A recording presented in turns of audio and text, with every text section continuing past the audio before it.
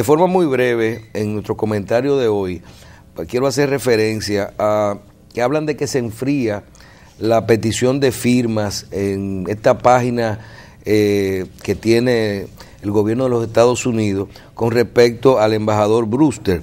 Realmente yo creo que este pleito se perdió. ¿Por qué se enfría? Cuando el embajador viene a República Dominicana, uno buscó la información, el encargado de negocios, que era la persona entre el momento en que se designa y que la República Dominicana lo autoriza y República Dominicana lo acepta, el encargado de negocios, Daniel Fote, dijo en breves declaraciones que el embajador no venía a República Dominicana como activista de la comunidad gay o LGBT. Ahí están las informaciones y están los recortes. Información oficial de la Embajada de los Estados Unidos en República Dominicana.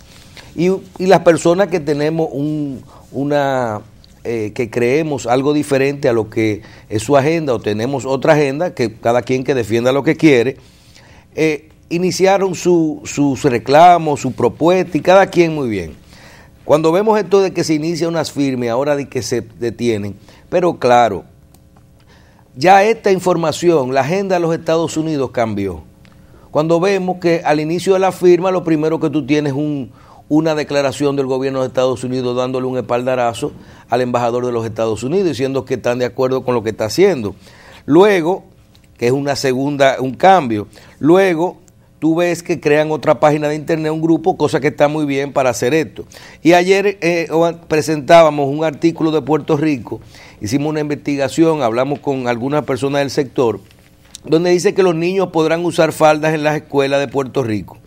Y dice que el Departamento de Educación aprobó y determinó que los varones que no se sientan cómodos con su vestimenta por su identidad de género podrán cambiarla. La medida es resistida por algunos directores de escuela, por una medida que ya existe, es una política. Llamamos a algunos padres allá y nos decían, dominicanos, dicen, mira, nosotros no creemos en eso, pero ya lo aceptamos, porque aquí es tan normal como vemos eso. Y además, si nosotros, imagínate que nosotros en el colegio de nuestros hijos, que hay 24 profesores, hay 7 profesores gay oficiales. Y si nosotros discutimos esto, entonces es discriminación y podemos hasta ir a la cárcel. El trabajo es un trabajo del padre, o sea, de parte de los gobiernos ya esto está en las escuelas, o sea, el profesor puede ser gay y decir en el aula que él es gay, bien, pero también ya la agenda en la educación, aquí hablábamos de un libro, que si es malo o no, busquen quién escribió el libro, quién lo patrocinó, ahí están todas las instituciones que lo hacen. Y en adición, tú tienes Puerto Rico, ya que se puede usar falda a los niños en los colegios. Niños que todavía ellos solos no han identificado su sexualidad. Ya después que son grandes, cada quien que decida lo que quiere. ¿Por qué Puerto Rico? ¿Y por qué se va a enfriar todo tipo de artículos?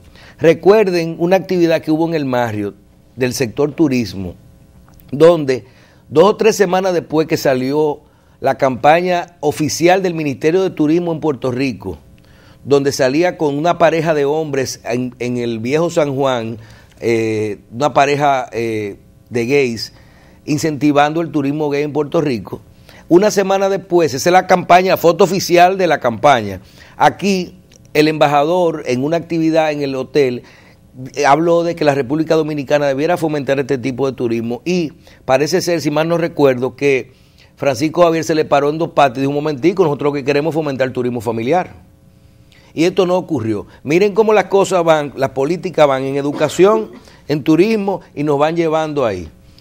Veremos tranquilito el año que viene, a lo mejor para septiembre, ya tendremos los niños dominicanos yendo en falditas algunos, 1 o 2 por cada cursito, varoncitos con su faldita yendo al colegio y enseñándole a los demás este tipo de creencias o de cosas que a lo mejor ese mismo niño no lo sabe, lo que está en una etapa de identificación.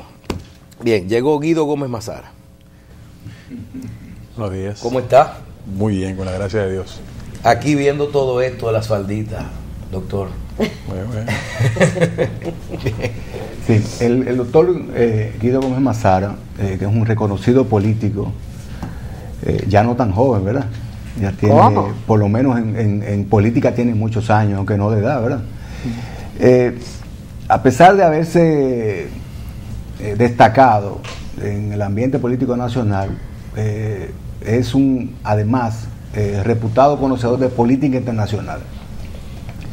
Y en ese tenor queremos utilizar toda su experiencia y sabiduría para que analicemos este tema de la visita por primera vez de un presidente en los últimos 88, casi 100 años, a Cuba, ¿verdad? Que más que el significado de la visita per se, es como la cereza del restablecimiento de algún tipo de relación entre Cuba y Estados Unidos.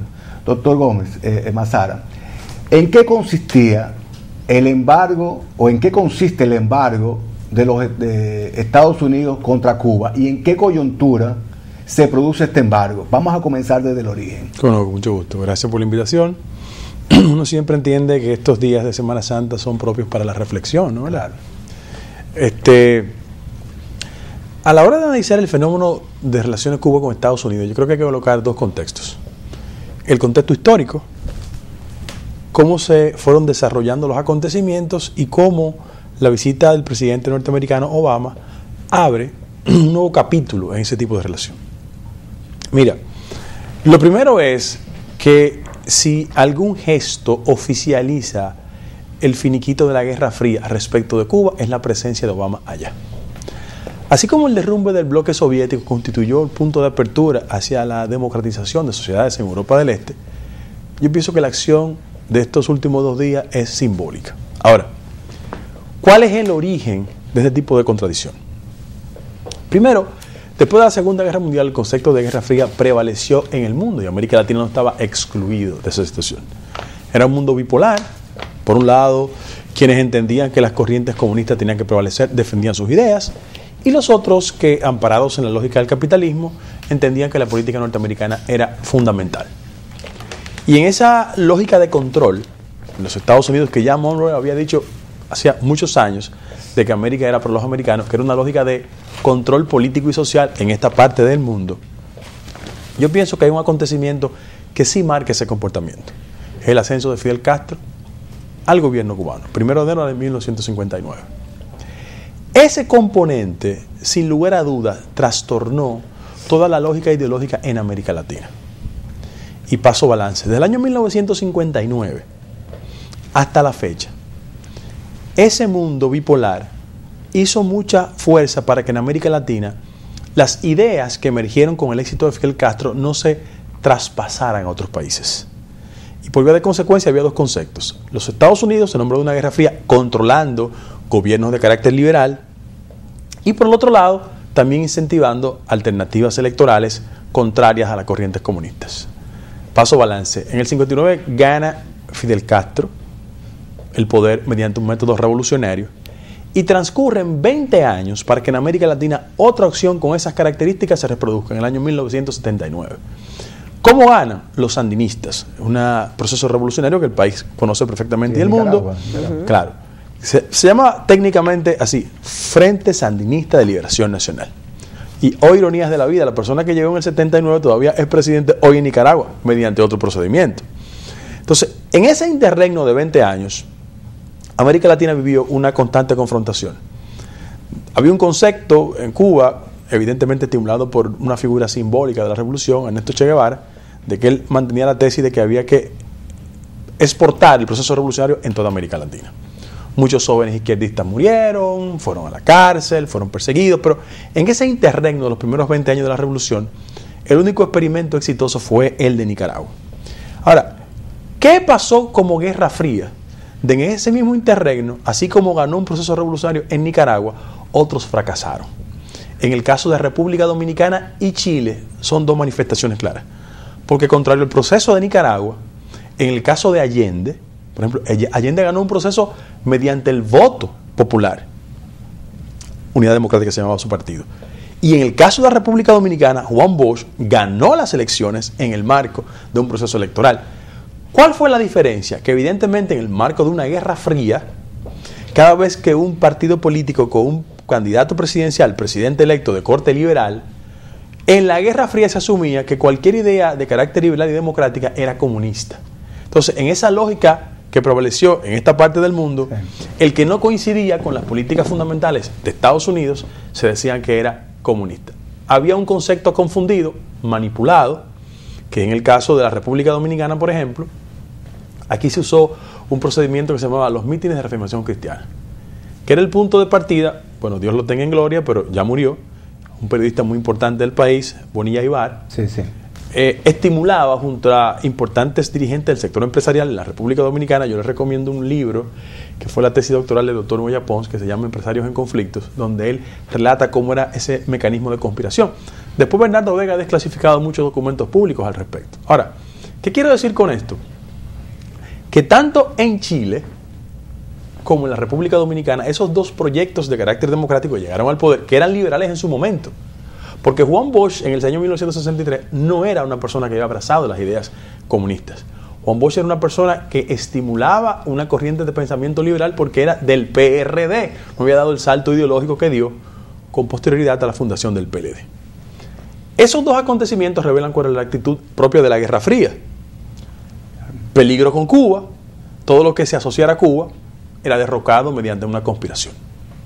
Ahora, en el caso de Nicaragua, tuvo otras características. Y hay otra excepción también. En Grenada, año 1980, ganó Maurice Bishop. Un país muy pequeño, ganó mediante un procedimiento democrático, tomó el poder, pero le dieron un golpe de Estado. Es decir, hasta la década de los 90, fundamentalmente con el éxito electoral de las izquierdas en toda América Latina, el concepto de Guerra Fría prevaleció. ¿Qué era importante? Importante era acercar a Cuba. Hablo de la importancia desde el punto de vista de la estrategia de los Estados Unidos, no porque estoy necesariamente de acuerdo con eso.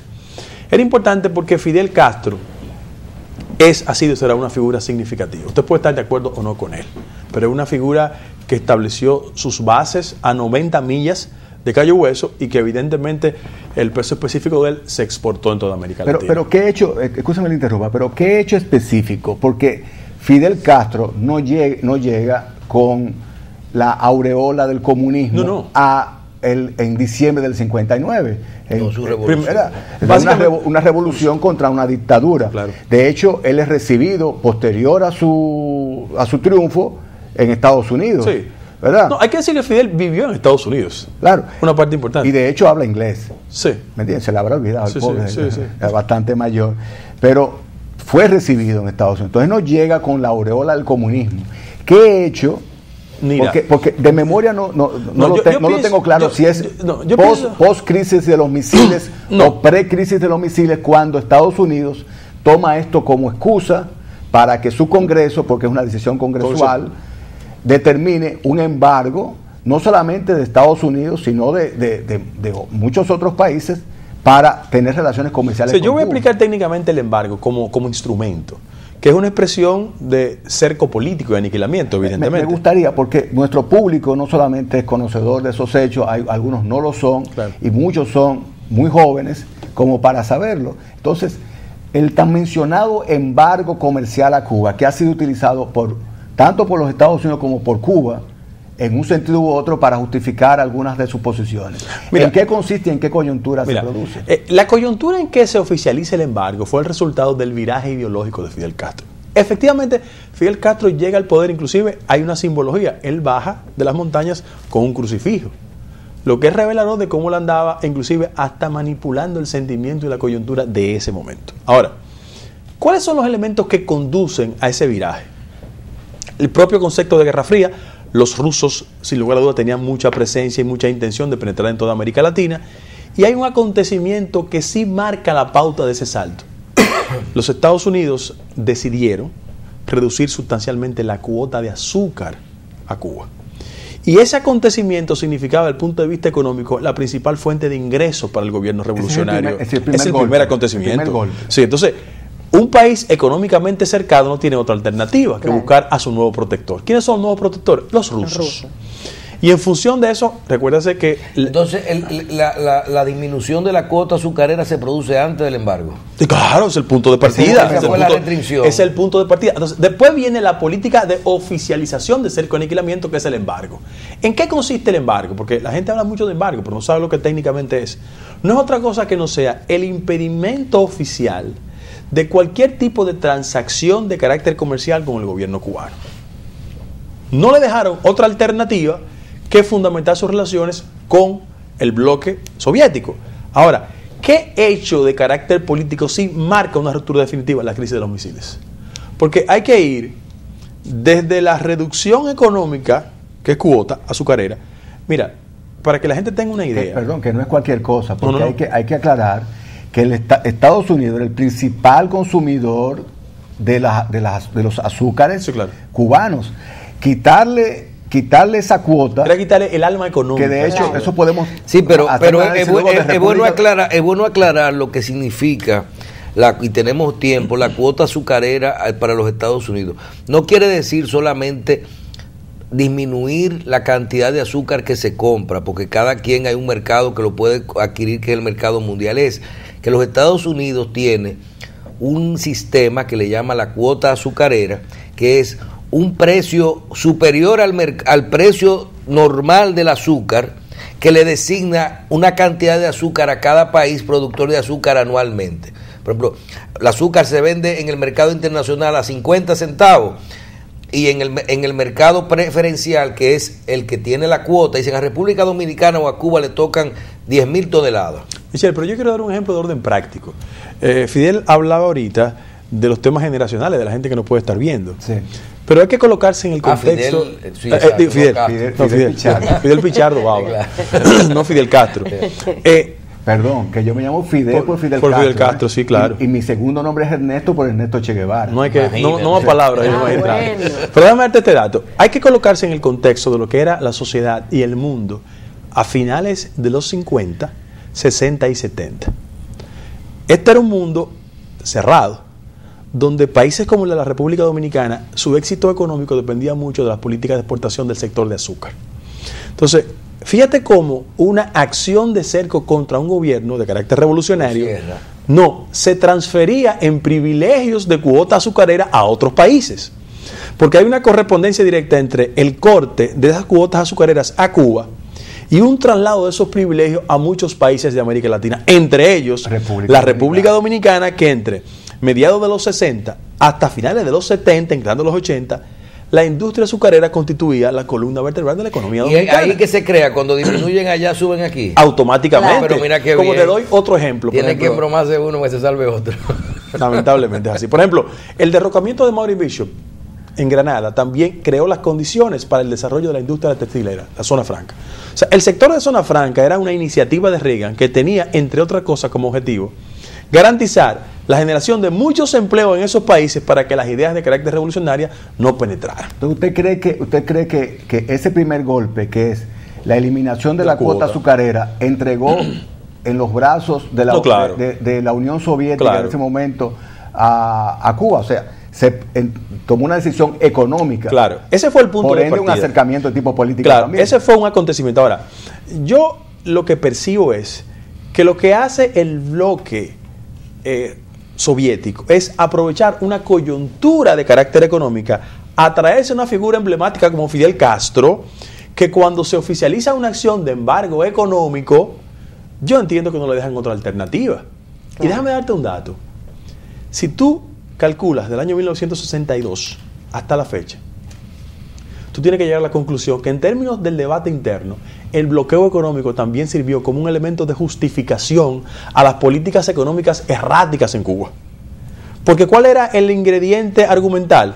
No andamos bien porque estamos cercados económicamente con el bloqueo. Claro. Ese es otro componente que hay que colocarlo también. Ahora, la crisis de los misiles no fue otra cosa. Esa fue la justificación al revés. Entonces, la crisis de los misiles no fue otra cosa que no sea la siguiente. Yo te protejo desde el punto de vista económico y político y evidentemente haz de Cuba un instrumento para posicionar los misiles frente a una confrontación que era evidente. La crisis de los misiles es una especie de base de misiles rusos en Cuba. pero hablando de Cuba a 90 millas, creo que son 90 millas de Cayo Hueso. De Cayo Hueso de Estados Unidos. Ahí mismo, cerca. Entonces, eso puso al mundo en vilo de una conflagración nuclear. Sí, evidentemente, y yo pienso que Fidel Castro hizo un uso inteligente de esa coyuntura. Y riesgoso. Porque, bueno, del punto de vista de lo militar era riesgoso porque colocaba a Cuba ya en el centro de una confrontación. Sin embargo, a la hora de que Khrushchev retira los misiles, eso crea las condiciones para que Fidel Castro aproveche económicamente esa situación y los rusos, hasta el derrumbe y la presencia de Gorbachev en la presidencia rusa, fueron literalmente un país subsidiado por los rusos. Ahora, ¿dónde reside la grandeza en el mejor sentido político de la administración cubana? Que no obstante ese hostigamiento y ese cerco, ellos lograron prevalecer en el marco de muchísimas dificultades y con muchos presidentes que en Estados Unidos no entendieron el fenómeno de Cuba. Mira por qué. Mientras prevaleció la Guerra Fría, la situación de los Estados Unidos hacia Cuba era entendible. Mucha tensión, una confrontación ideológica. Ahora, ¿qué pasa después que se derrumba el bloque soviético? Que los Estados Unidos entienden que la mejor forma de construir alternativas democráticas en esos países de Europa del Este era incentivando bloques comerciales. Cuando pensaron mucho en la economía de Europa del Este, un fenómeno en América Latina se desarrolló que iba a sustituir la presencia de Fidel Castro. Me explico. Desde el año 1959 hasta el año 1999 transcurrieron 40 años. ¿Y qué figura emerge y que transforma el orden geopolítico por un acontecimiento de carácter económico interno? Chávez. Porque si bien es cierto, esos 40 años marcaron la presencia hegemónica y qué sé yo, el carácter hasta insustituible de Fidel Castro, Chávez emerge en el 99 frente a un declive de la personalidad de Fidel Castro y un acontecimiento de carácter económico que, así como las cuotas eran importantes, ahora los precios del petróleo. Entonces tú ves a Chávez. O sea, lo que era, vamos a decir, Rusia hacia los otros, aquí fue, claro, su soporte fue el petróleo. Claro. Entonces fíjate que tú me explicaste en el programa anterior. Perfectamente. Sí, ahora lo... ¿Cuál es el acontecimiento? Es que ya Chávez se coloca en el centro de América Latina e impacta en el mundo, y sin lugar a dudas, barril de petróleo alto en los mercados internacionales da la capacidad de estimular los procesos de carácter revolucionario que Fidel Castro lo hizo los primeros 40 años, estimulando guerrillas en toda América Latina. Chávez lo hizo mediante el procedimiento revolucionario, pero vía electoral. Me explico. Bolivia se transformó. Ahí está. Un presidente que todavía ejerce la condición de primer mandatario de su país. Hablo de Evo Morales, evidentemente. Sí. Correa, en Ecuador. Totalmente. Ahí está. El presidente. ¿Por qué no decirlo? El éxito del PT en Brasil, sí, Lula, estuvo íntimamente vinculado a sus relaciones con Venezuela. Hay que decirlo.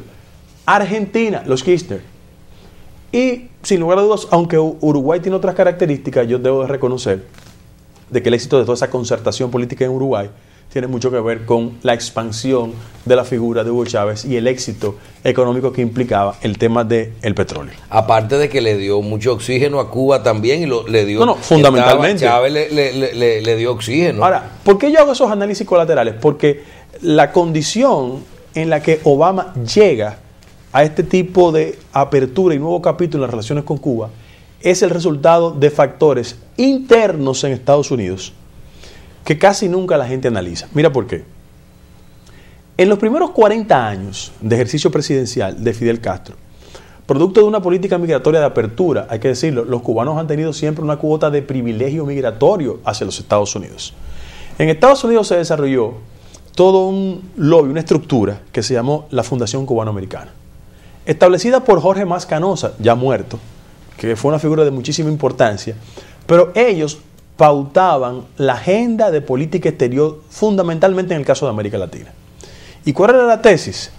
Todo gobierno de América Latina o todo dirigente político de América Latina que en el marco de la Guerra Fría se aproximara hacia Cuba tenía una presión interna desde el Congreso norteamericano por la capacidad que tenía la Fundación Cubano-Americana. Porque es bueno resaltar, perdón Guido, que interrumpa en ese punto, para hacer un poquito más dinámico el tema. Es bueno resaltar que el embargo no ha sido solamente los Estados Unidos hacia Cuba. quiero que lo explique. O sea, los países. También los países satélites en términos de hecho práctico de los Estados Unidos se vieron obligados a seguir la política del embargo norteamericano. ¿Cuál es la base legal?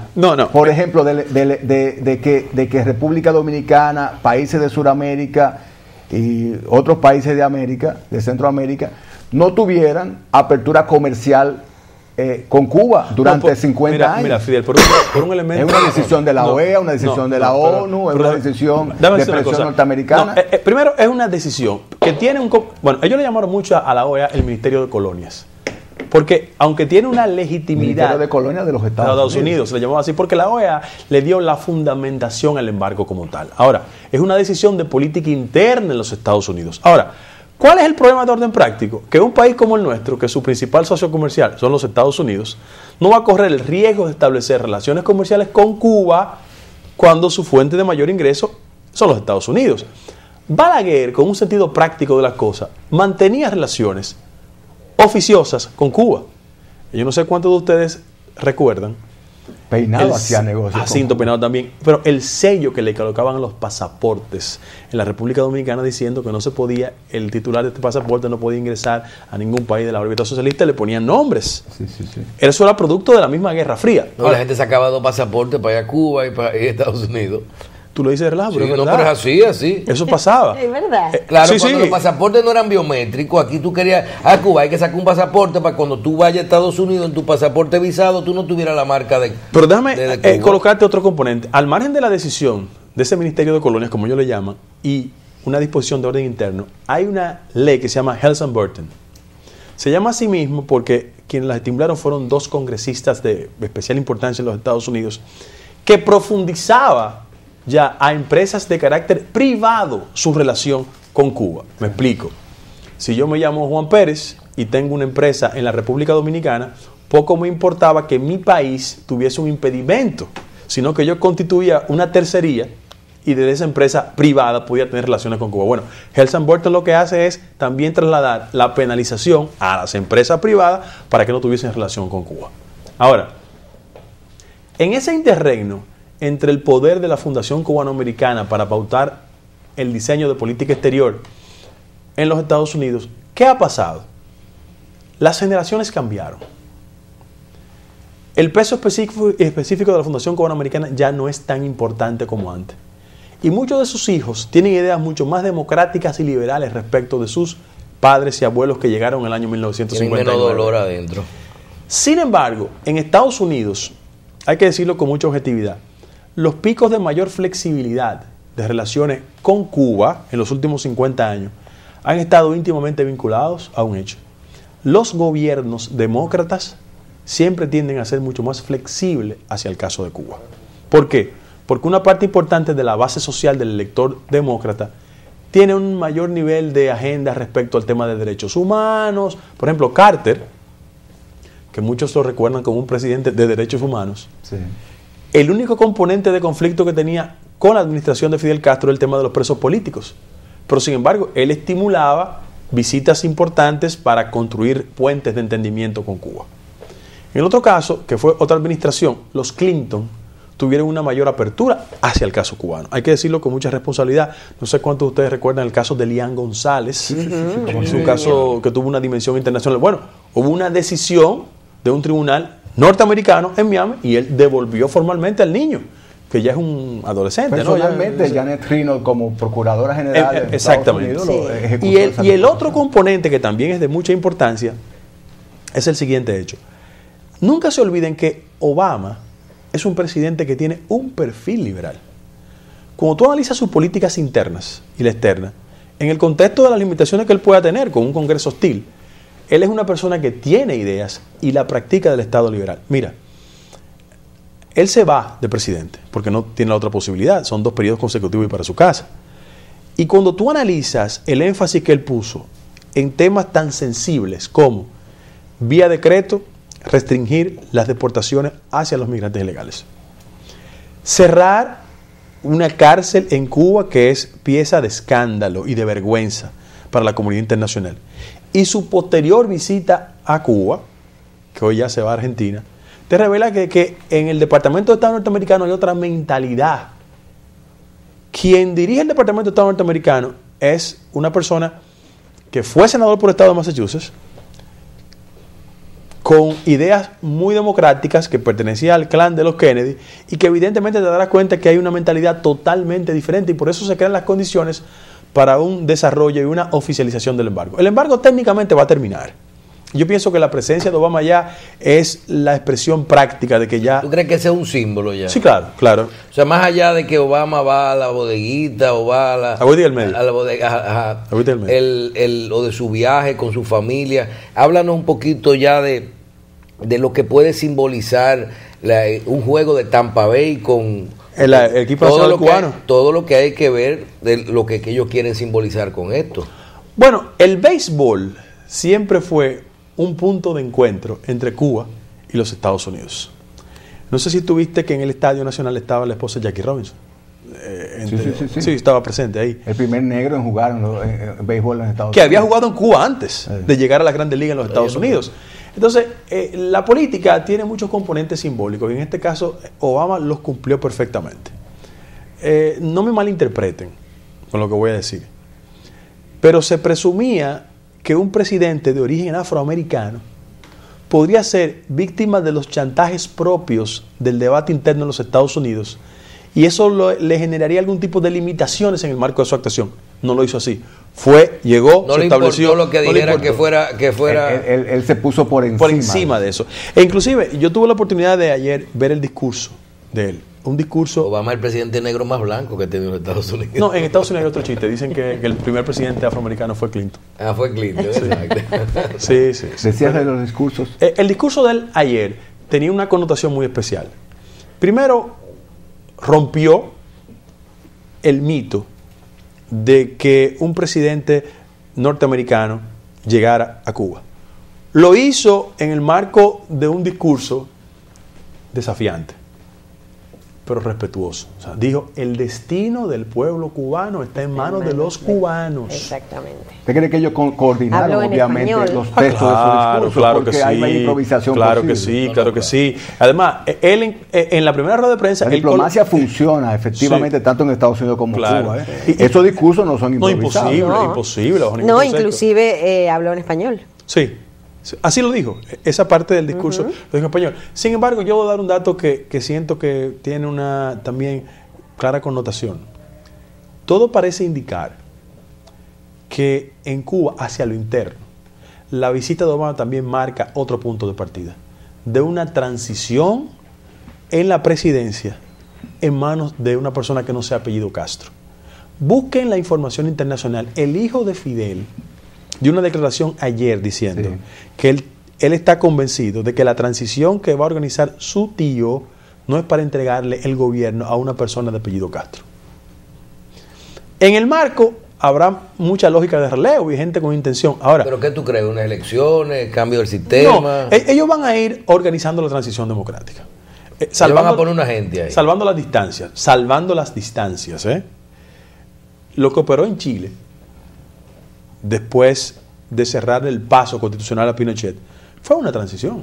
Claro. O sea, se organizaron fuerzas adversas a Pinochet, procuraron un candidato de la transición que se llamó Patricio Aylwin, y eso encauzó la democracia. Que yo creo que en Cuba... Claro, porque que son partos, y los partos son dolorosos y tienen que tener transición. Entonces, ¿qué yo pienso que en Cuba? En Cuba se va a iniciar un proceso democrático, mediante las elecciones, donde el peso específico del Partido Comunista Cubano va a seguir, pero que la sociedad va a ir impulsando hacia los cambios. Mira, cuando los vientos comerciales comienzan a instaurarse en una sociedad, los cambios no los detiene nadie.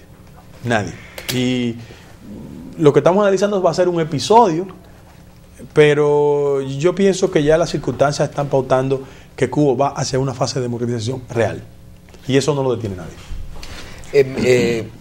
Guido, en la parte final, con lo que tiene que ver con Cuba, ¿tú crees que si Chávez, el liderazgo de Chávez se hubiera mantenido con esos precios del petróleo que teníamos, lo que está pasando en Cuba hoy, no, pues Maduro sabemos que ni a nivel de recursos ni de liderazgo ha podido sustituir en la figura de Hugo Chávez, más allá Fidel Castro, una persona muy mayor, ¿no hubiera ocurrido lo que está pasando hoy en Cuba? No, es que la crisis económica no ha hecho rentable que el fenómeno venezolano siga teniendo el peso específico que tuvo en los últimos 10 años. Los acontecimientos de Cuba se iban a dar como quiera, porque la fuerza de los acontecimientos lo iba a ir pautando. Estamos haciendo ciencia ficción, ¿no? ¿Verdad? Porque ya Chávez no está. Claro. Pero sin lugar a dudas, la presencia de Chávez en el marco de una situación económica favorable podría dilatar el proceso. Pero eso es indetenible, Michelle. O sea, es que la sociedad cubana se ha quedado en el siglo XIX. Y es evidente. Definitivamente. Entonces, la gente quiere más.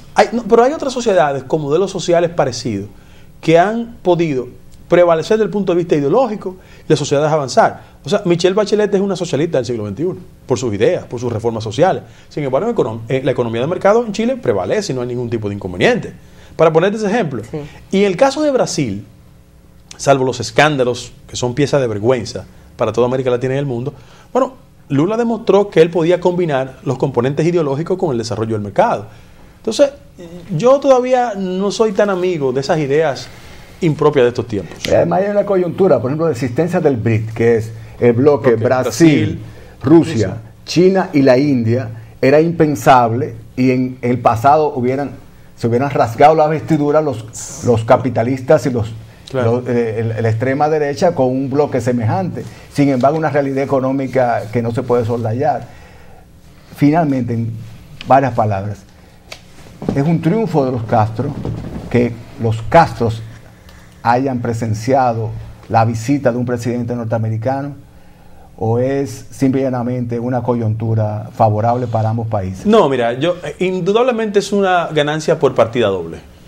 Yo creo que la administración de los hermanos Castro demostró que ellos pueden liderar la oposición a Estados Unidos y organizar la transición en su país.